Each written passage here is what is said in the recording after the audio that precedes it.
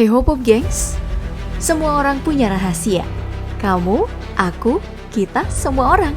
Tapi bagaimana jika rahasia itu tiba-tiba diketahui oleh orang lain dan kamu diancam buat ngelakuin semua yang dia minta supaya rahasia kamu gak kebongkar?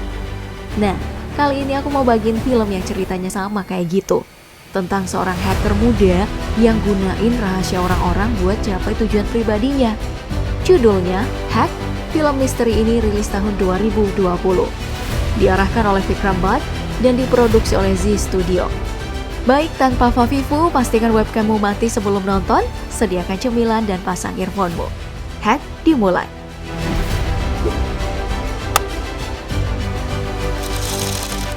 Dalam adegan awal, sebuah kasus pembunuhan sedang diinvestigasi oleh pihak kepolisian. Tidak jelas siapa pelaku atau korbannya. Namun, dalam pemeriksaan polisi, semua saksi yang diperiksa membicarakan seseorang bernama Sam. Nah, siapakah Sam ini? Apa dia korban? Atau justru pelaku pembunuhan yang dicari polisi? Untuk menemukan jawabannya, mari kita mundur ke 4 bulan yang lalu dan berkenalan dengan karakter ini. Nama lengkapnya adalah Samira Khanna, sering dipanggil Sam dan diperankan oleh Hina Khan, seorang perempuan karir yang bekerja untuk majalah bernama Parade. Jika hanya dilihat sekilas, kita akan menyimpulkan kalau Sam adalah perempuan yang bahagia. Wajahnya glowing dan karirnya bling-bling. Dia juga selalu tersenyum loh ke semua orang. Tapi nggak ada yang tahu kalau di balik senyumnya itu ibu Sam ini sedang koma dan belum sadar sejak beberapa tahun lalu. Dia juga diam-diam menjalin hubungan dengan suami orang, selebriti bernama Om Kapoor yang diperankan sama Sid Makar. Semua itu adalah rahasia yang dia sembunyikan. Atau setidaknya begitulah yang dia pikirkan. Sam ini tidak pernah menyadari kalau seseorang sedang mengawasinya. Siapa orangnya akan kita ungkap nanti. Sekarang mari kita masuk ke dalam cerita. Sam ini tinggal di sebuah apartemen dan punya 2 orang tetangga.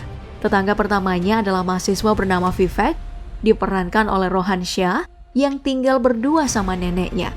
Sedangkan tetangga kedua adalah teman masa kecilnya yang dia lupakan, seorang musisi bernama Rohan yang diperankan oleh Mohit Malhotra. 2 lelaki ini sama-sama naksir nih sama Sam dan selalu memberi bantuan. Si Rohan pernah bantu mendatangkan teknisi waktu saluran air di rumah Sam rusak. Sedangkan Vivek adalah anak baik yang selalu ingin jagain tempat parkir Sam di apartemen biar nggak diambil orang. Suatu hari, saat Sam ini mengadakan pesta ulang tahun di apartemennya, Vivek dan Rohan sama-sama hadir. Rohan yang musisi memberi hadiah dengan sebuah lagu, sedangkan Vivek ngasih smartphone baru karena tahu smartphone Sam lagi rusak. Di sini kita mulai tahu nih boroknya Vivek ini. Karena walaupun kelihatan culun, Do itu aslinya licik banget. Smartphone yang dia hadiahkan nih misalnya, itu didapat setelah meras tukang servis yang sebelumnya bikin HP Sam tambah rusak. Ini masih bener sih. Si Vivek juga bantu seorang pemilik kafe benerin wifi. Yang ini gak salah. Gimana kalau yang ini?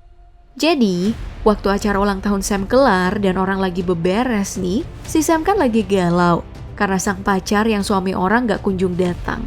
Padahal, baru beberapa hari lalu mereka baikan dan mantep-mantep setelah di ghosting berbulan-bulan.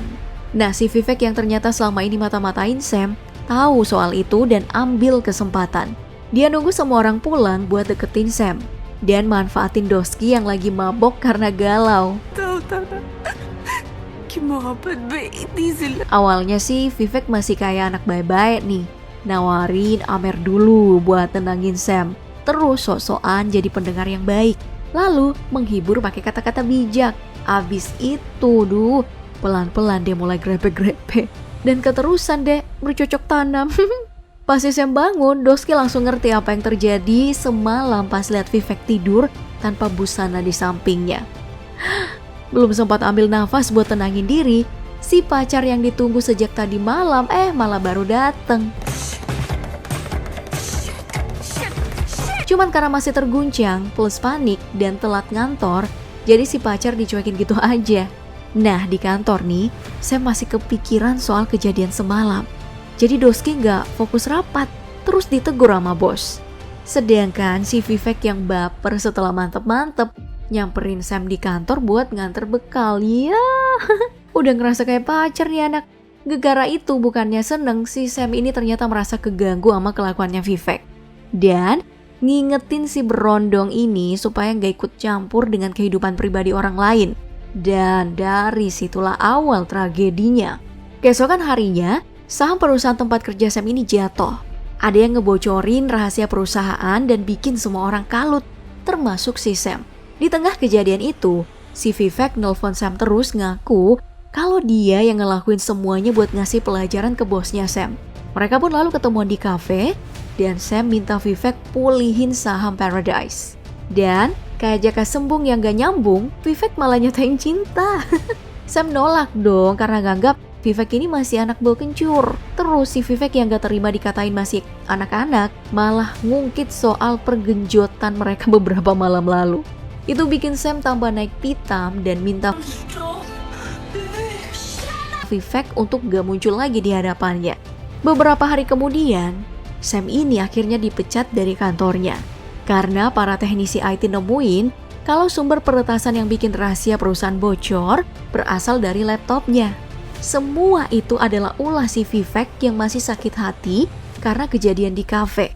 Doski sampai malsuin jejak digital di laptop Sam untuk menipu para teknisi IT di Paradise. Setelah itu, si Vivek naruh banyak kamera tersembunyi nih secara diam-diam di apartemen Sam. Terus ngawasin Sam dari kejauhan di tempat persembunyian yang dia sewa. Nah, suatu malam setelah pemecatan nih, Sam pergi jenguk ibunya di rumah sakit.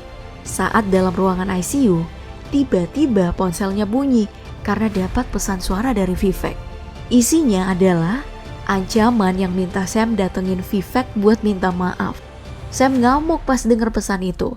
Cuman karena asal pesannya dari hacker top, jadi nggak bisa dihapus atau dimatiin kecuali handphonenya rusak. Sam pun makin stres dan akhirnya pulang dalam keadaan mabok. Untung ada Rohan yang nolongin Doski tanpa ngambil kesempatan buat grepe-grepe kayak si Vivek tadi. Setelah kejadian itu, Sam cuman ngurung diri di kamar seharian. Om Kapur jenguk Doski, terus ngajak liburan supaya Sam ada kesempatan buat tenangin diri. Sam yang lagi gabut karena emang lagi nganggur, iyain aja ajakan itu. Di tempat liburan, si Om sama Sam mantep-mantep lagi dah. Karena kira gak bakal ada yang tahu soal hubungan gelap mereka. Tapi ya, namanya juga perkiraan. Bisa salah, bisa bener. Dalam kasus Om dan Sam ini, perkiraan mereka itu salah. Vivek yang sejak awal memang ngawasin dua orang ini, bocorin hubungan gelap Sam dan Om ke pers. Si Om karena udah punya istri dan harus jaga image sebagai selebritis, jelas nyangkal dong. Nah, kejadian ini bikin Sam jadi patah hati. Setelah itu buat ngurangin beban, Doski akhirnya setuju sama permintaan dokter untuk relain sang ibu disuntik mati. Itu adalah jalan terbaik supaya sang ibu gak menderita lebih lama. Ibu Sam lalu dikremasi beberapa hari kemudian.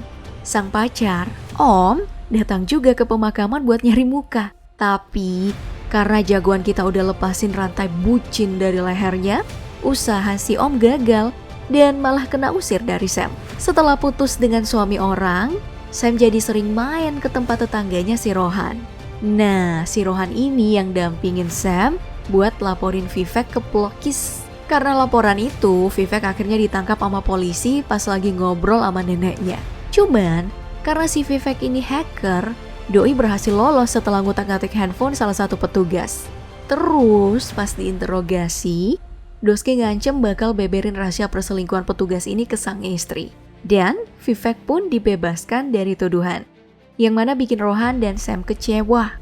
Sakit hati karena dilaporin, Vivek akhirnya bajak akun Facebook dan Instagram si Sam buat balas dendam. Rohan lalu pergi ke rumah Vivek buat kasih perhitungan. Cuman dilerai nih sama Sam yang gak mau bikin persoalan tambah panjang. Setelah kejadian itu, Rohan dan Sam malah makin lengket. Apalagi si Sam udah tahu kalau Rohan ini ternyata teman masa kecilnya. Ini ya lengketnya, sampai si Sam nginap-nginap di rumah Rohan. Cuman ya tanpa adegan ihi-ihi kayak tadi. Karena Rohan ini anaknya baik. Oke lanjut, pasca peretasan si Sam ini belum nyerah buat ngadepin Vivek. Jadi Doski coba nyewa konsultan IT buat head to head lawan Vivek. Vivek menang sih. Konsultan ini akhirnya angkat tangan setelah uangnya dikuras oleh Vivek. Ini bikin si Sam jadi parnoan dan merasa diawasi kemanapun dia pergi.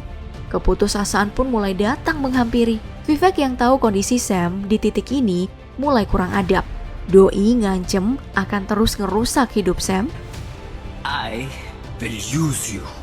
Kalau permintaannya buat mantep-mantep gak diturutin. Pertemuan dengan Vivek itu akhirnya bikin Sam sadar satu hal. Semua rahasianya sudah terbongkar sampai gak ada lagi yang bisa dibocorkan. Saatnya nih buat bertarung mati-matian. Dalam kondisi dengan Rohan di sebuah bar, Sam bagiin idenya buat balas Vivek dengan cara yang sama. Maka tibalah giliran Sam dan Rohan yang ngintai Vivek buat cari tahu rahasia besarnya. Pengintaian itu berujung pada satu penemuan besar. Sam dapat satu kejanggalan dari pembantu Vivek yang kemana-mana nih pakai tas mahal dan bahkan gak bisa dibeli sama sang majikan. Mereka pun akhirnya kontakkan dengan sang pembantu yang namanya Ria. Sebelum jalan, Sam ngasih HP-nya ke dokter sang ibu buat palsuin lokasi GPS. Setelah itu, mereka ketemu sama Ria.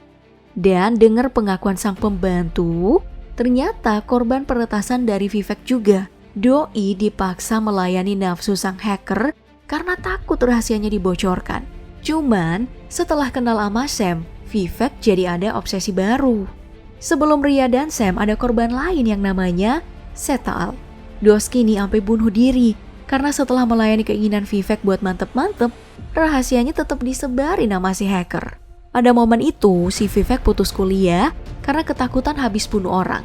Dia bohongin keluarganya dan ngakunya masih kuliah ke semua orang. Cuman, aroma bangkai gak bisa disembunyikan. Vivek akhirnya ketahuan sama omanya kalau Doski udah berhenti kuliah. Karena takut dilaporin ke bokap, omanya dikasih racun dan mayatnya dibawa ke markasnya. Ampun. Lanjut ke cerita nih. Setelah ketemu sama Ria, Sam dan Rohan sepakat untuk menjebak Vivek. Tapi itu nampaknya sia-sia karena Vivek menyadap percakapan mereka.